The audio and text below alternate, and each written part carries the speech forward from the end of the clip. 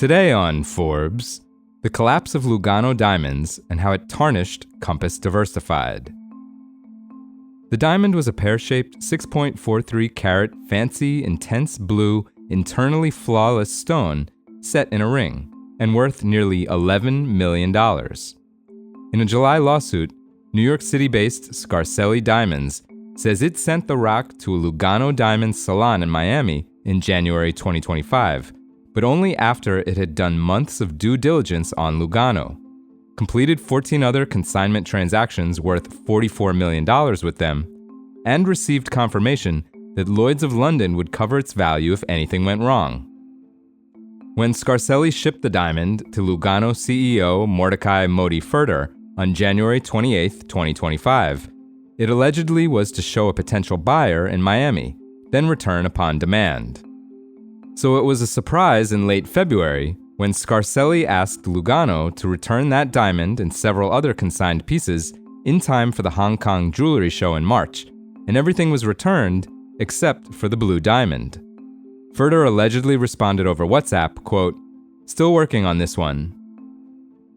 Then in April, days after Forbes featured Furter and Lugano's incredible success, based on audited results in SEC filings, Lugano's parent company, investment firm Compass Diversified, apparently got a tip to look more closely into how their star CEO was financing inventory. The slick diamond chief was visiting his native Israel at the time and never came back. Compass, with Lugano's other executives, quickly launched a forensic accounting investigation that found irregularities in sales, cost of sales, inventory, and accounts receivable. They determined that Furter had, quote, created fake sales transactions to inflate its reported revenues, sold inventory that either didn't exist or didn't belong to Lugano, and entered into numerous unreported financing arrangements with third parties that were kept off Lugano's balance sheet. In May, Lugano, now led by former Bulgari executive Josh Gaynor, who had joined Lugano the previous year, admitted that it didn't know the whereabouts of numerous diamonds, including Scarselli's blue diamond. Scarselli sued Lugano, Compass, and Lloyd's 2 months later in Orange County Superior Court for $13.5 million, describing the missing blue diamond in the complaint as, quote, a gemstone that may not see its equal for decades. Over email, the jeweler's owner, David Scarselli, declined to comment.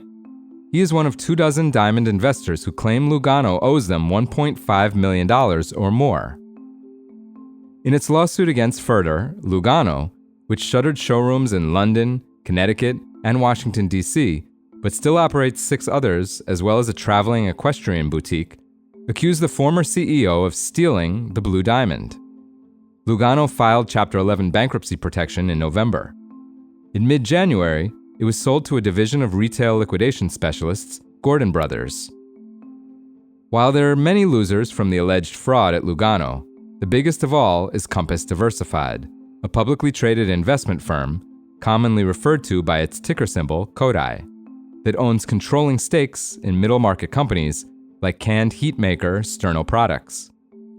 In September 2021, Compass paid Furter $198 million cash for a 60% stake in the Newport Beach, California-based jeweler. Soon after the acquisition, Compass CEO Elias Sabo stated, quote, Lugano has a disruptive business model that brings significant value to its customers, and we believe, build on our transformation to accelerate the collective growth potential of CODI. At the time, Compass was riding high, its market capitalization peaking in December 2021 at $2 billion. For a few years, Lugano seemed to be a shiny jewel in the Compass portfolio. It ran ads featuring Mike Bloomberg's daughter, Georgina, a well-known equestrian, as well as billionaire Sheila Johnson. And it appeared flush enough to pledge $30 million to dozens of nonprofits, including $1 million to an Orange County music school and $2.5 million to make the Orange County Art Museum admissions free for 10 years. Its revenue leapt 50% to $471 million in 2024, and EBITDA soared to $195 million, up from $30 million in 2021. As it turns out, it was too good to be true. Since the fall of Lugano, Compass, which has largely wiped the jeweler from its website, has had to issue financial restatements. In December, it restated 3 years of consolidated financials, which showed that Lugano's 2024 revenue was 85% lower than previously reported. Meanwhile, Compass restated its 2024 consolidated revenues from $2.2 billion to $1.8 billion. Its net income swung from a $12.8 million profit to a $209 million loss, and balance sheet assets were lowered by $750 million to $3.3 billion. Shares of Compass have collapsed 70% in the past year. The company is now worth just $500 million. For full coverage, check out Christopher Hellman's piece on forbes.com. This is Kieran Meadows from Forbes. Thanks for tuning in.